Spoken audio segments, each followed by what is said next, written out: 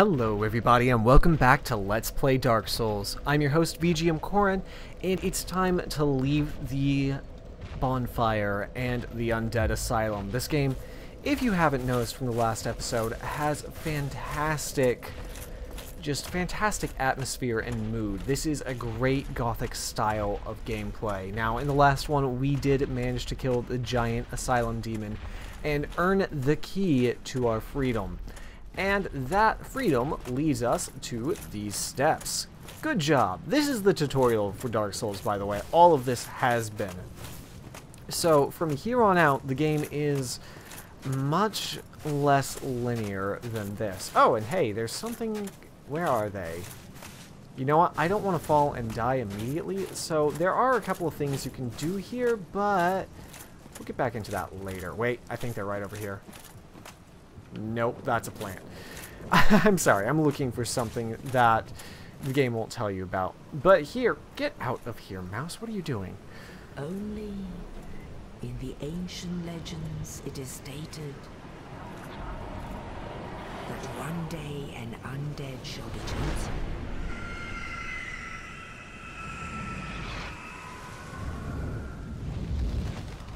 To leave the undead asylum in pilgrimage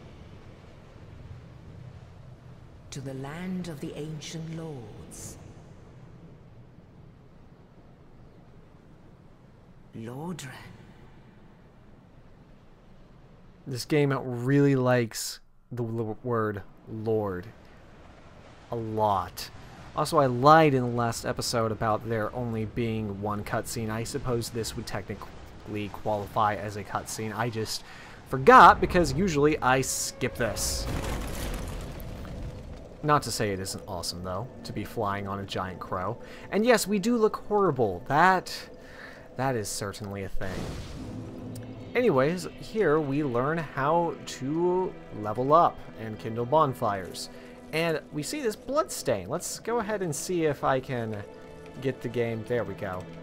Bloodstains show you the death of the most recent person around. So, if you see, he died.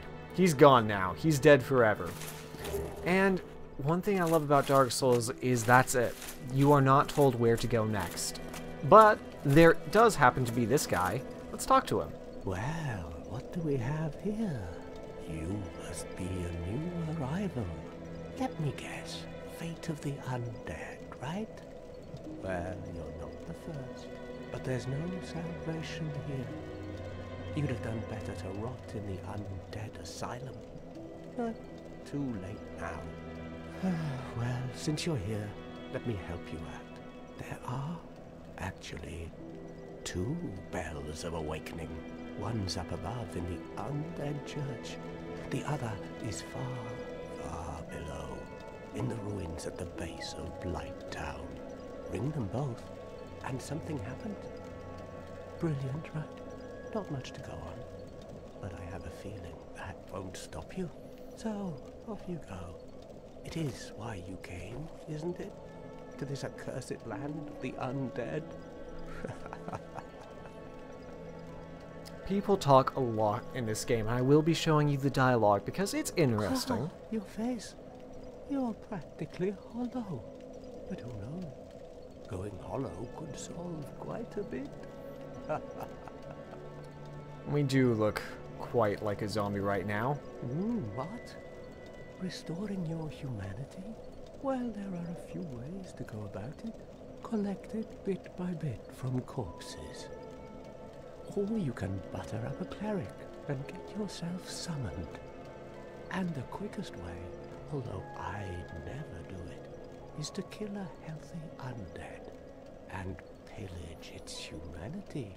Coveting thy neighbor is only human, after all. And now you know how to restore your humanity, kind of. What are you looking at? Don't try anything clever. You might regret it. He's a nice guy, really. Oh, that's all we need. Another inquisitive soul. Well, listen carefully then. One of the bells is up above in the undead church, but the lift is broken. You'll have to climb the stairs up the ruins and access the undead burg through the waterway. The other bell is back down below the undead burg, within the plague-infested Blight Town. But I'd die again before I step foot in that cesspool. Of course, the undead with the dark sign, in case the cutscene wasn't clear, which it wasn't, is that they always come back to life at the bonfires. This is just the way of things. Going hollow means eventually going insane because you have been revived one too many times and lost all of your humanity. And of course you can cheer about this. Let's go ahead and cheer. Can we cheer? No. We can wave. That's cheerful enough. And there's another person. I promise he doesn't have as much to say. Maybe. Hello there. I believe we are not acquainted. Oh my god, that I face. am Petrus of Thurland. Have you business with us? If not, I'd prefer to keep a distance, if possible. And yes, there is no lip syncing in this game. It's kind of strange. Hello there. I realize that I have requested that we retain our distance. But I also want you to know that it is not meant in ill will. Here, take this, as a token of peace. No, go ahead. It's for you. Wow! A whole copper coin from me? I'll have to spend it all in one place. Okay. Oh my. You again. Oh, I know. How about this? I have to await my companions here anyway. So what if I were to teach you some miracles? Would that please you? It certainly would. Very well. Then first, a covenant with the gods. A covenant? Well, I may as well belong to that. Now, let As a me knight you share do. my miracles. Only their ultimate effectiveness will be determined by your efforts and your faith. Alright, and again, as a knight, you initially start out as a member of the Way of White, which is his covenant. We won't be talking to him again about that. And, of course, that also means that we can start buying things, miracles, which will be very useful throughout the game. The effectiveness of the teachings depend upon your faith. But, of course, we don't actually have any way of casting miracles right now, so... Yes, pot breaking is a fantastic way to spend your time in this game, by the way. We will be back to talk to him more about miracles. I intend to use miracles in this game and not pyromancy or sorcery, though I will talk about them when we meet the respective trainers for both of them. And so you can wander around this place. There is quite a lot you can actually go and do. Souls of the Undead will give you souls when you use them. I will probably use them off screen because they tend to give you many of them and you can only use one at a time. Something that is changed later, to be fair, but not right now. Right now, you have to put up with it. And yeah, let's go ahead, and I'm trying to remember where all the treasure in this starting area is, because really starting out strong is one of the few things you can really do to give yourself a leg up in this game. Of course, that also means looking around, and if you look over here, as soon as I get up this staircase, hey look, a graveyard filled with things and filled with skeletons. Don't go this way. It will murder you. And I will also explain more about humanity as we get closer to that. Dark Souls, again, does not tell you a lot about it, and I just enjoy that. After so many games where the tutorials last 2, 3, 4, 5, 6, 8, 10, 20 hours, looking at you, Final Fantasy, it's really refreshing to have a game that just doesn't waste your time and just says, okay, go. There is more treasure over here. I'm trying to remember how to get it. I think this is it. Wait, no, I know there's more, but you know what? I'll get it later. Later on. So, fire bombs, which will be useful if I ever remember to actually use items. That would be something new. So, let's go ahead and get started. As was mentioned in the cutscene and by the rather grim undead, the best thing to do now that we're out of the undead asylum is to go search for the bells. The bells are going to do something when we ring them. And that's as descriptive as the game felt like being. Really, it's kind of great. Alright, come over here, you. Okay, if you miss your parry, by the way, which is what I just did twice in a row. There we go. Ow, by hitting the lock. If you miss your parry, you will either take the full damage or a slightly reduced damage based on your shielding. Either way, don't miss your parry. Okay. And yes, we can get over there. So, in what is likely to be the first death of the game... Oh, wait. No, I made it. I'm awesome. You can get over here. Dark Souls has hidden items everywhere. Some of them you'll see me go out the way to get. Some of them you won't. Rings of Sacrifice. They will let you remain human and all... Wait, no. They will not let you remain human, but what will happen when you use them is you get to keep all of your souls. We have our Estus Flask, and stab that guy in the back. Dark Souls is fun. I love the death animations and the physics. I mean, you could just kind of play with bodies, and I will. Oh, God. Repeatedly, most likely, play with bodies. It's fun. Anyways, I also haven't leveled up yet, but I do have a build in mind for this game. And for this character, I will, for those of you in the know, be going a Dexterity Faith build. This is one of the most fun builds in the game, in my opinion, but we'll get into that later. For now, I'm just going to murder my way on up here. And again, if you were just playing this for the first time, you would have no idea where to go. There are actually 2 more exits out of the Firelink Shrine that I did not even show you. But don't worry, we will be going back to them eventually. Also, yes, that was a huge rat. There's so many mechanics to Dark Souls, I feel like I'm not really talking about the plot much, but don't worry. We'll get to that. There will be plenty of time, trust me. And here we are at Undead Burg, which, as you might remember, has both of the bells, one above and one below.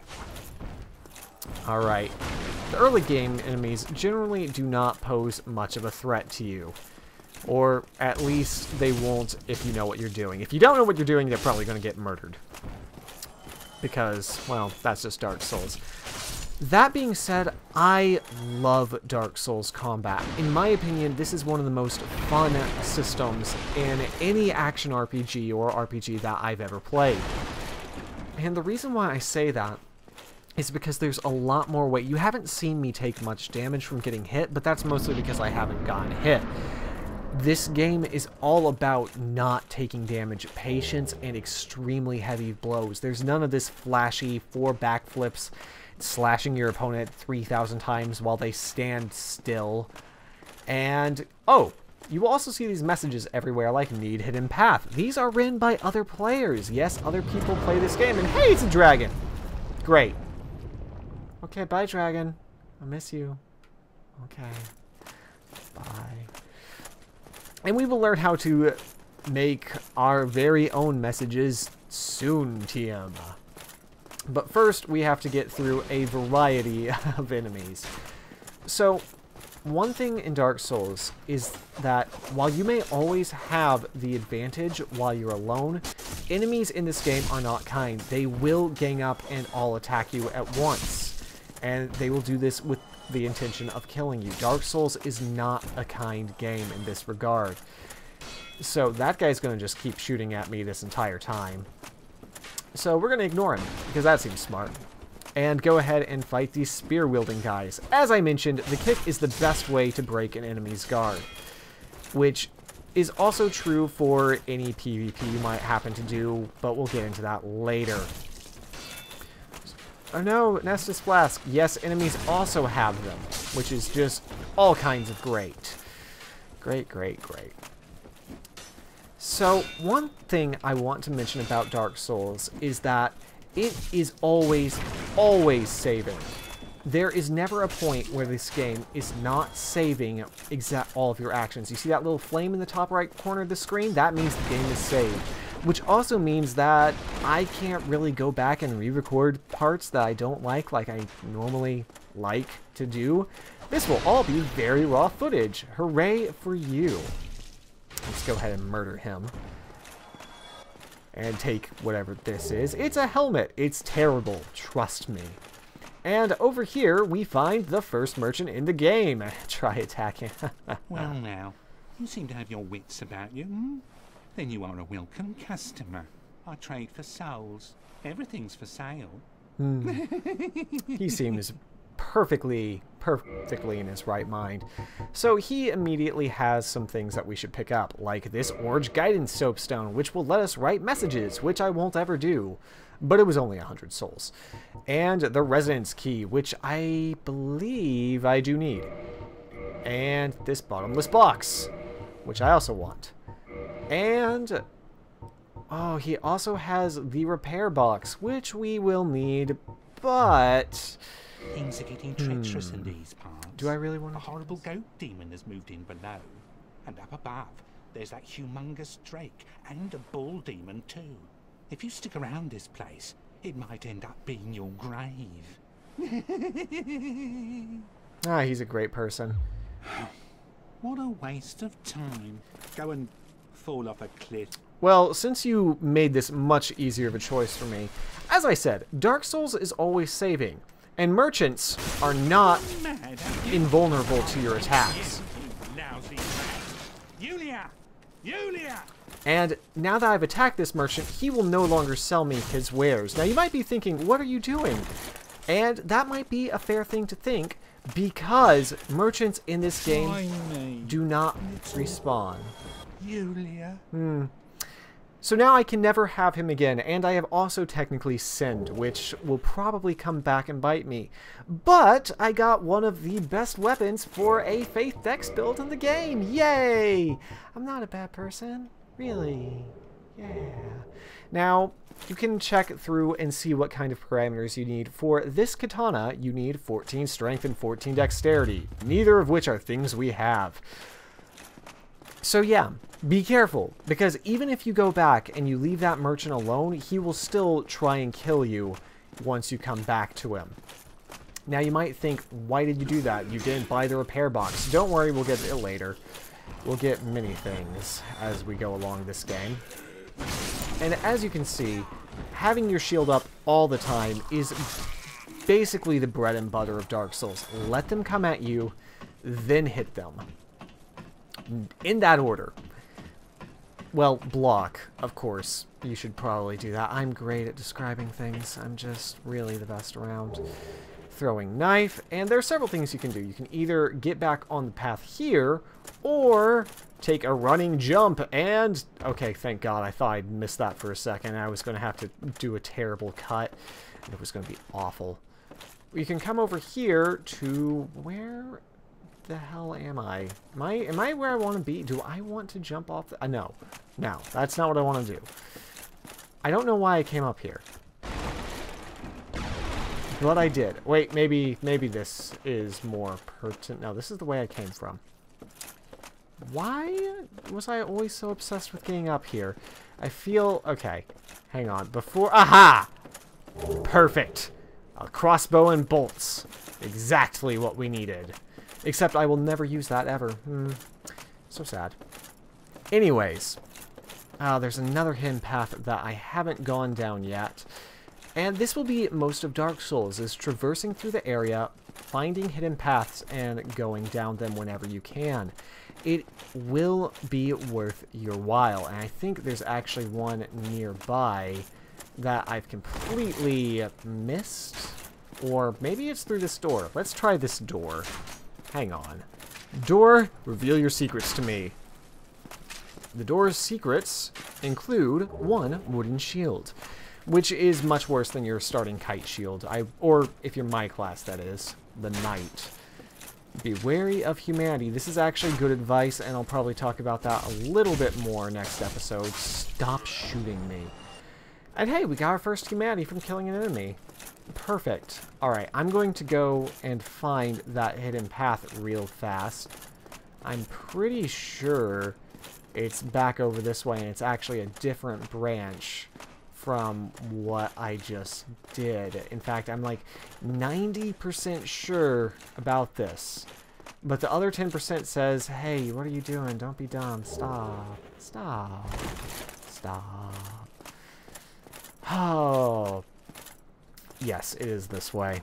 Or it might not be. Regardless, this is another thing about Dark Souls, is making sure you comb through each and every area in the game thoroughly. That way you find everything you happen to need. And here's this. It's a jump.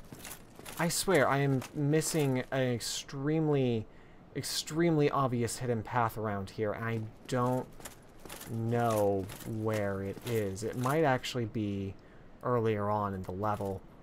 Regardless, there's nothing... Wait. I saw it. I saw it when I jumped down there. How... Oh! Oh! Right. Ha! There are a lot of hidden paths to be found by just barrel rolling your way into things. It's just kind of the way the game goes. And of course, lots of enemies are waiting in ambush at basically every turn. Patience is always your best weapon in this game. Alright, is there anything over here? No, this is the other way into the path. You can jump from a different spot. I always forget where exactly it is. And it's not made better by the fact that I'm talking constantly. But yeah. So, as you might see, there are a whole bunch of enemies around us, and we got all of a rubbish. Now, when fighting groups of enemies, as I said before, the best thing to do is to find your happy place, a little corridor you can corral enemies into, and then get the hell beaten out of you mercilessly. It's just the best. Okay. Broken straight sword. Perfect. Exactly what I needed. And such is another path through this area. I won't always be doing hidden paths, it's just that Undead Burg is particularly useful to do for the items you get early on in the game.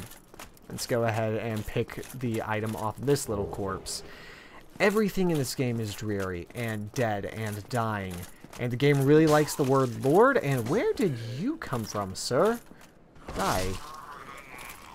And that is one thing that I'll talk about more as we go into the plot, is just how much everything is dying. That cutscene at the beginning of the game in the last episode really tells you everything you need to know about this game's plot without you really realizing it when you get started.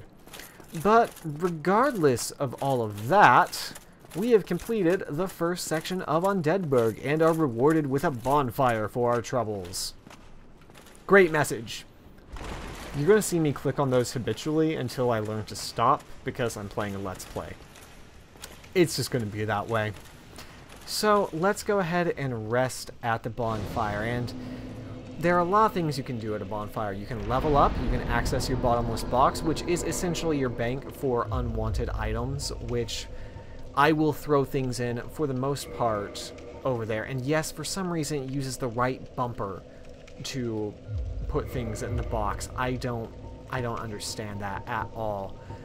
Regardless, you can also level up at bonfires, which in this case, because we mercilessly murdered that merchant, let's go ahead and pick up a point of strength and dexterity, both of which, as you might notice, increase the damage of the weapon in our main hand.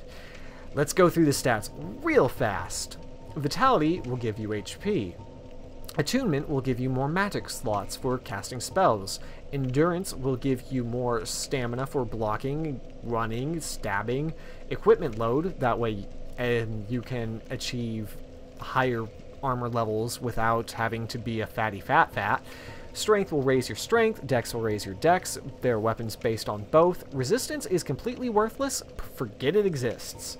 Intelligence increases your sorcery damage, faith increases your miracle power, and humanity is humanity. So let's go ahead and level up our strength and dexterity once. We do want to be able to get that katana.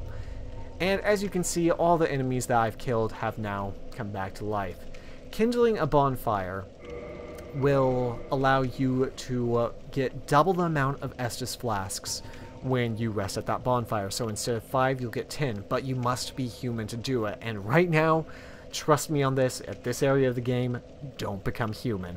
If you want to know why you shouldn't become human, then I'll tell you in the next one. So I hope to see you in the next one, where we continue on through Undead Burg and murder everything that moves. I hope to see you then. Wait, I I wanna set the bonfire. Yay!